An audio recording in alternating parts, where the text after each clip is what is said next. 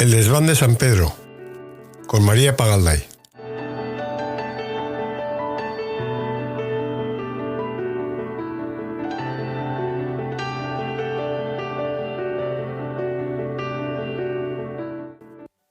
Hoy en día, esta es una de las frases más frecuentes cuando hablamos de amistad.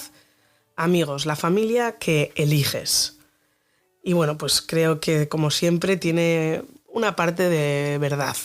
Que bueno, todos pues podemos tener quizá la experiencia de que cuando una persona se convierte en alguien muy cercano, en alguien que has compartido los momentos más importantes de tu vida, los buenos y los malos, que tienes un grado pues de confianza muy profundo, pues obviamente esa persona se convierte en un pilar en tu vida, quizá pues más importante que algunos familiares. Y también es verdad que tal y como está hoy en día la familia derrota, pues que mucha gente encontrará en una gran amistad un gran refugio.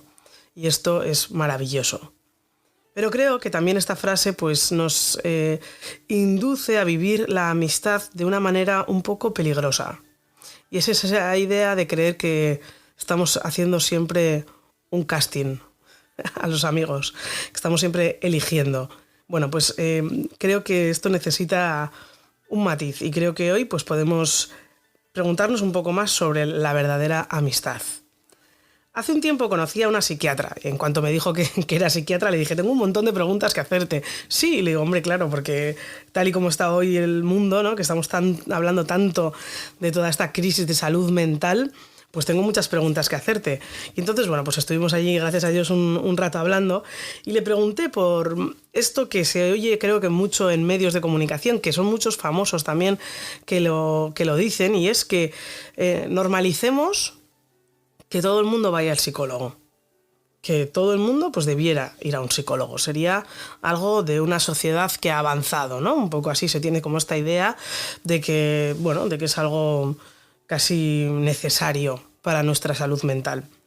Y entonces le pregunté sobre esto, porque claro, ella también como psiquiatra obviamente pues atiende casos de enfermedades mentales que no es a esas a las que me refiero, sino que al hecho de que cualquier persona necesite un psicólogo, aún aparentemente no estando mal, no teniendo una enfermedad mental.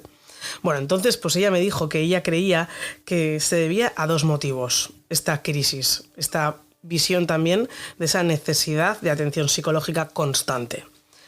Ella me decía que, obviamente, por un lado creía que uno era la pérdida de sentido, que la gente sufre muchísimo porque no tiene su vida un sentido claro. Y que cuando tienes un sentido claro es mucho más fácil recuperarte de tus momentos de bajón.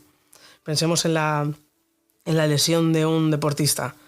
Cuando un deportista se lesiona, se recupera mucho más rápido que el común de los mortales. Hace un esfuerzo doble, hace entrenamientos dobles, tiene más medios, porque tiene un objetivo clarísimo, volver a competir. Bueno, pues la falta de sentido también hace que no sepamos afrontar las dificultades de nuestra vida y que estemos pues más rotos, más perdidos. Y que además, pues que antes en esa vivencia habitual, ¿no?, de la fe católica, pues que mucha gente cuando tenía problemas pues recurría al sacerdote y le hacía sus consultas y preguntaba, ¿no? Pero claro, esa figura ha desaparecido también. Y bueno, pues claro, hay un vacío que ahora hay que ver cómo lo afrontamos. Pero me dio un segundo dato. Me dice, y creo que la segunda causa es la crisis de la amistad. Le dije, ¿por qué dices eso? Y me decía, porque mira, hoy en día hay muy pocas personas que estén dispuestas a aguantar a un amigo cuando está mal. Me dice, mira, la gente prefiere pagar a alguien para que le escuche que exponerse a que sus amigos se cansen de él. Y me pareció brutal. Pero me decía, lo vemos claramente. Mucha gente prefiere decir, mira, yo pago, hablo libremente, no me juzga, me tiene que aguantar aunque no quiera, y así ya pues voy a donde mis amigos pues liberado. Luego pues esto tampoco se da así del todo, pero que existía ese miedo al rechazo de los amigos. ¿Por qué? Claro, porque es que somos elegidos. No hay una amistad tan verdadera si realmente crees que te están eligiendo cada tarde o cuando os veáis, si tienes que pasar un examen para que te vuelvan a llamar. Entonces esto genera pues una ruptura profunda, ¿no?, en la vivencia de la amistad. Así que pues me pareció un análisis impresionante y súper interesante. Y creo que también pues tenemos que plantearnos, ¿no? ¿Cómo vivimos la amistad? ¿Es así? ¿Es la amistad personas que elegimos, que pasan un casting? ¿Cómo lo vive esto un cristiano?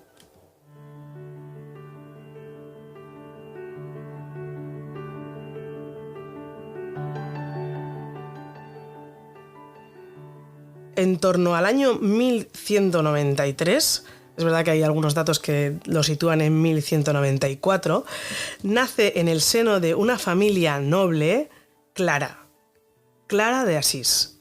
Desde joven tenía una fuerte vida de oración, de penitencia, y en sus años jóvenes escuchó predicar a Francisco. Y quedó pues profundamente impactada por su radicalidad evangélica, por lo que San Francisco de Asís enseñaba. En la noche del Domingo de Ramos, de la noche del domingo al lunes de 1211, en torno a los 18 años, pues huyó de su casa y fue a la Porcíncula, donde estaba Francisco. Quería comenzar una vida de pobreza radical, siguiendo a Jesús pobre. Aquella noche, como gesto de consagración, Francisco le cortó el pelo y comenzó su nueva vida. Su familia intentó llevársela por la fuerza, pero no pudieron. Poco después, su hermana Inés también se unió a ella. Se establecieron en San Damián y allí fundaron la Orden de las Damas Pobres, conocidas hoy como las Clarisas. Y bueno, pues la amistad de Santa Clara y San Francisco es una de las amistades más conocidas, más bonitas de nuestra historia, porque tuvieron que hacer frente a muchísimas dificultades. Primero, pues como vemos, la de sus familias. Una era de clase noble y el otro era de clase burguesa. Ya esto era un conflicto, pero bueno, es que las dos familias se oponían a la vida que habían escogido ellos, ¿no? Pero bueno, también dentro de la propia iglesia tuvieron que aguantar muchísimas dificultades porque decían que no era posible esa pobreza radical que querían vivir los dos. Y bueno, pues como sabemos también, incluso dentro de las propias órdenes, ¿no? Bueno, muchísimos problemas, obviamente unidos al sufrimiento y a la enfermedad física. La tradición franciscana recoge cómo Santa Clara pues, fue un apoyo para Francisco maravilloso. Dicen que le ayudaba a discernir cuando tenía algunos temas importantes. San Francisco acudía a Santa Clara para que le ayudara a discernir. Y en los momentos más duros y más oscuros de su vida, siempre encontró consuelo y paz en Santa Clara. En 1225, Francisco, ya casi ciego, gravemente enfermo, había recibido ya los estigmas, se retiró a San Damián durante unos 50 días. Y allí pues, fue cuidado por Santa Clara y sus hermanas. Y fue precisamente durante este retiro en San Damián cuando compuso el famoso Cántico de las Criaturas. Así que vemos cómo pues, Santa Clara y San Francisco fueron mutuamente lugar de descanso, de consuelo, también de discernimiento, de ayuda espiritual. Cómo juntos pues crecieron, como juntos se ayudaron, se fortalecieron, se cuidaron en los momentos también más duros, más débiles, se cuidaron. Y los dos llevaron formas de vida distintas, no estaban siempre juntos, no era una cuestión de tiempo, no era cuánto tiempo pasaban juntos. De hecho, pues Santa Clara estaba en San Damián y vivía una vida de clausura, retirada, y San Francisco estaba predicando el Evangelio por los caminos, ¿no? Así que no era una cuestión de cuánto tiempo pasaban juntos, sino de la profundidad de la amistad que compartían. Obviamente habían vivido experiencias fuertes juntos, maravillosas también, ¿no? Luego están pues, las famosas pues, leyendas, que hasta qué punto son, pero que contaban que cuando hablaban, pues una de las veces vieron fuego desde fuera, de que les ardía el corazón, de estar hablando de cosas tan profundas y tan maravillosas de Dios. Pues obviamente habían compartido momentos maravillosos. Y también la cruz. Y así vemos en ellos una amistad, pues, santa. Una amistad santa, que supo estar en todos los momentos de la vida, el uno para el otro, siendo lugar de descanso. Así que se eligieron, pues los dos nacieron en Asís en un mismo tiempo y sería pequeño y allí pues pudieron conocerse ciertamente, pero el Señor se los puso en el camino. Y yo creo que esto es mucho más bonito que estar pensando en que hemos hecho un casting mundial y nos hemos quedado con nuestros amigos. No, normalmente nuestros amigos son personas que estaban al lado en el pupitre, que estaban en el barrio, que estaban en clase extraescolar, que hemos coincidido en una actividad que nos hemos apuntado y de repente había ahí una persona con la que congeniamos y aprendimos a quererla, también con sus debilidades. Porque si ellos tienen que pasar un casting para ser mi amigo, yo también tengo que estar siempre pasando un casting para que mis amigos sean mis amigos. Entonces, a mí esto de que lo elegimos, sí, obviamente, compartimos unos mismos intereses comunes, no somos amigos de personas con las que no solemos tener nada en común, que incluso me caen mal, pues no, compartimos algo en común, pero ¿y si Dios nos los puso en nuestra vida? Si estaban en nuestra clase, si estaban en nuestro trabajo. No hemos hecho un casting mundial, estaban, y hemos aprendido a amarnos mutuamente, con todo lo que eso conlleva de bueno y malo. Y hemos sabido estar en los momentos más complicados y en los mejores momentos. Pero descubrir también a esas personas, pues que para nosotros llegan a ser familia, como un don de Dios. Y eso significa que lo que es don, pues también es tarea. Lo que es un regalo, también exige, pues, cuidado. Y que seamos conscientes de que yo tampoco paso todas las pruebas, ¿eh? Si a mí me hacen un casting para ser la amiga ideal, que va, me quedo más solo que la una. Y si yo someto a toda la gente a un casting, también les estoy condenando a la soledad, porque nadie lo pasamos. Y creo que esto es un poco lo que hoy está de fondo. En que en cuanto una persona ya no me aporta lo que yo quiero que me aporte, tengo la tentación de dejarla de lado. Y bueno, casi más que tentación.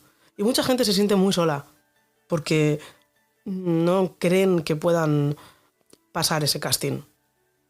Y prefieren pagar a alguien para que les escuche. Y esto es lo que me contaba esta psiquiatra, que me pareció tremendo. Pero pensé que podía ser verdad. Que estamos siempre tratando de superar una prueba frente a nuestros amigos. Que no podemos ser pesados, no sacar mucho un tema, no mostrar pues cómo estoy. Bueno, pues hay como complicaciones. Es verdad que luego hay personas que solamente están preocupados por sí mismos, por cómo estoy yo y nunca por el amigo. Pues claro, tampoco podrá ser. Tampoco podrá ser, porque como digo, pues la amistad es don y tarea. Es saber que es un regalo para mí cuando estoy mal, pero que también yo estoy llamado a ser ese regalo, ese lugar de consuelo, de paz, de descanso para mis amigos. Si solamente son los amigos que yo elijo, pues puede ser que los elige pues para que me den a mí. Ya, pero tú no estás dispuesto a dar. No hay amistad posible ahí. Entonces, yo creo que ver la amistad como elegir es un poco pobre.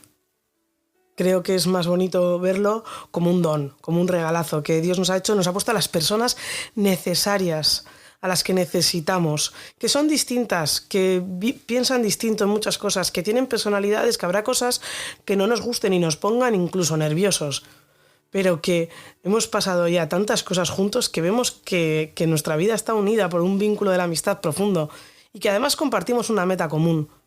Compartimos el bien, compartimos la verdad, compartimos la belleza. ¿Qué amistad se puede sostener en hacerse el mal, en no desear el bien del otro amigo, en no alegrarse por los bienes del amigo? ¿Qué amistad se puede sostener en la mentira? ¿Y qué amistad se puede sostener sin la belleza de compartir esa amistad? En ese disfrute que es tener un gran amigo. Así que todos tenemos una meta común en la amistad. Y cuando se comparten estas tres metas, cuando se comparte una visión sobrenatural, cuando se comparte pues, una misma misión de lo que es la amistad, que es ayudarnos mutuamente a que nuestra vida sea plena para poder llegar al cielo, cuando se comparte esto, pues claro, ¿cómo pensar en que es un mero casting que yo he hecho? Es un don de Dios, es un regalazo que me ha hecho el Señor.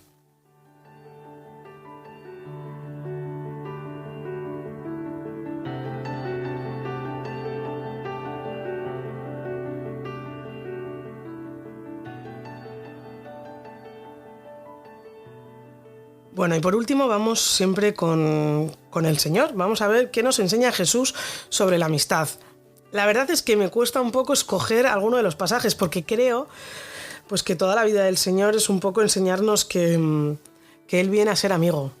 A sus discípulos les dice, ya no os llamo siervos, os llamo amigos. Y es un poco, esto nos lo dice a todos los que queramos oírlo así.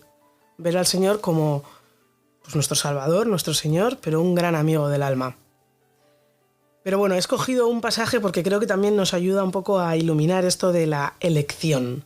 He elegido el pasaje de Betania porque creo que cuando hablamos de amistad hablamos un poco de Betania, de ese lugar donde el Señor puede retirarse a descansar, a estar pues con los suyos, a estar en esa intimidad que es consuelo, a estar pues sí, descansando, ¿no? Y eso es Betania y creo que eso es la amistad. Creo que para el Señor es el lugar donde estaban pues esos amigos suyos, que además iría con los suyos, ¿no? Iría con Santiago, con Pedro, con Juan, ¿no? Que son también un poco los que vieron los momentos más impresionantes de la vida del Señor y los más cercanos, ¿no? Vieron el Tabor y vieron Getsemaní. Pues obviamente esos eran sus amigos, irían con él a Betania y ese era el lugar donde se encontraban. Es un poco como el San Damián para San Francisco y Santa Clara, ¿no? Y yo creo que todos estamos llamados también a tener pues esas amistades, esos lugares que para nosotros sean Betania. Bueno, pues en Betania nos encontramos con Marta y María, las hermanas de Lázaro. Y en el Evangelio de Lucas nos cuenta que cuando iban de camino entró en una aldea y una mujer por nombre Marta le dio hospedaje. Tenía ella una hermana llamada María, que sentada a los pies del Señor escuchaba sus palabras. En cambio, Marta estaba dispersa, con el ajetreo del servicio, y presentándose dijo: «Señor, ¿no te importa que mi hermana me deje sola para servir? Entonces dile que me ayude». Pero el Señor le respondió así: «Marta, Marta, te preocupas y te desasosiegas por demasiadas cosas.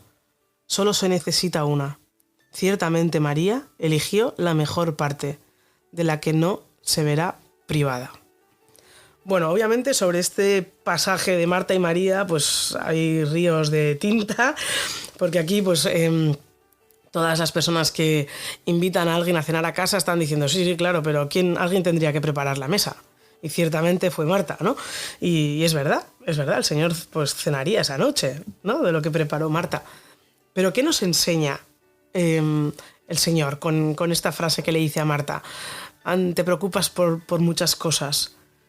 ¿Y si Marta está queriendo pasar un examen? ¿Y si Marta está queriendo quedar bien? ¿Cuántas veces nos pasa que vamos a casa de alguien y queremos y vemos que están, no sé, que está como un poco forzada a veces, ¿no? Que hay como ese quedar bien, ese, no sé, como cierta superficialidad por quedar bien. Entonces, pues tú, lejos de sentirte más cómodo, que valoras el esfuerzo, dices que, pues mira, pues han esforzado, ¿no?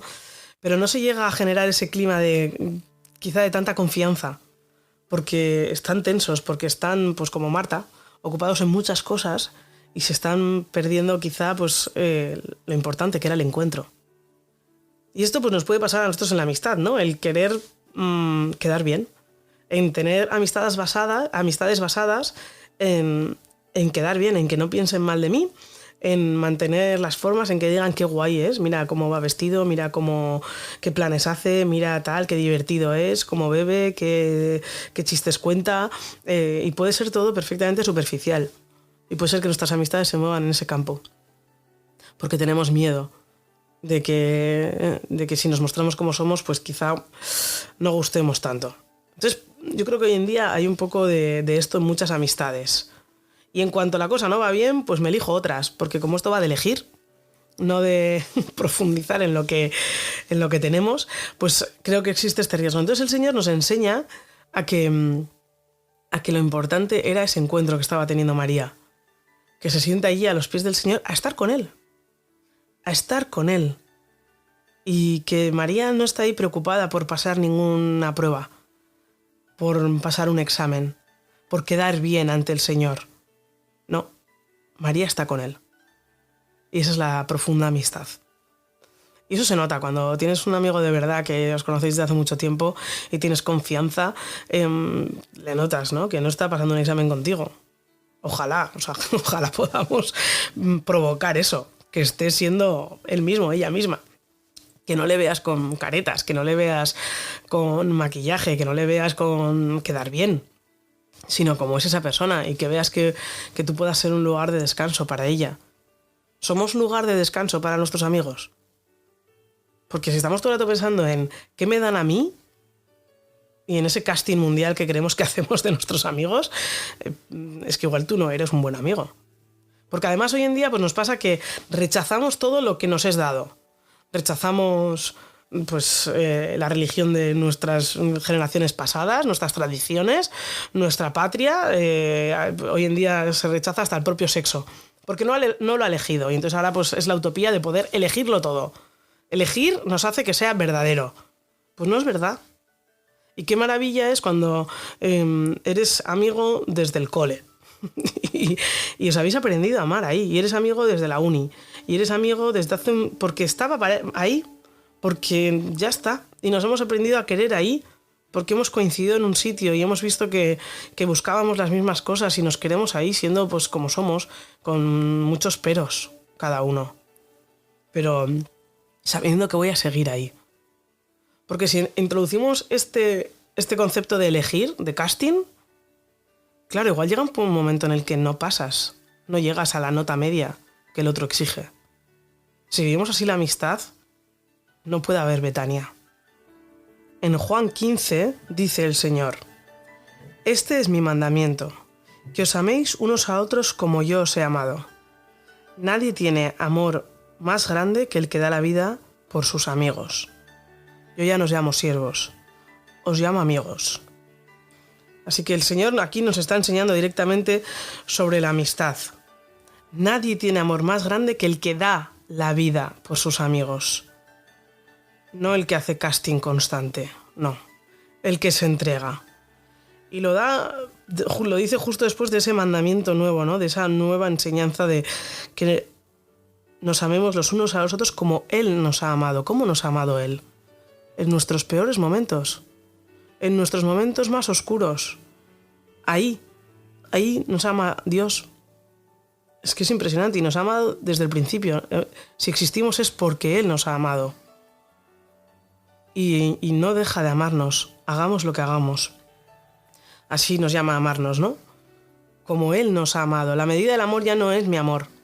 Ya no es el amor de, pues no sé, es que ya no es algo tan subjetivo como qué siento, dejo de sentir, qué casting hago. No, es que Él me ha amado a mí de tal manera, en tantos momentos donde no merecía ser amado. Esa es la medida del amor ahora. Y claro, pues así nos llama a amarnos. Y obviamente esto hay que aprenderlo. Y se compaginan las dos cosas, ¿no? El saberte amado. Es una maravilla el saberte amado. Y eso también es lo que aprendemos con el Señor. Descubrimos que somos amados incondicionalmente. Y entonces nos podemos dar. Pues esto es lo que pasa también con los amigos, ¿no? El que sabes que te quieren, con todas tus cositas. Con todas tus cositas. Pues amarles así, con las suyas. Con las suyas. Así que el Señor nos enseña verdaderamente a lo que es la amistad, a vivirla y nos anima a vivirla de verdad, a dar la vida por nuestros amigos. Claro que sí. Y a ser Betania, a ser lugares de acogida, de que nuestros amigos pues puedan descansar en nosotros, que no se sientan siempre examinados, que no se sientan pensando que hay un casting que pasar, que no, que sepan que solo una cosa es importante: estar juntos. Compartir esa unión espiritual que nos hace buscar las mismas metas, ayudarnos, consolarnos, animarnos y acompañarnos en este camino hacia el cielo.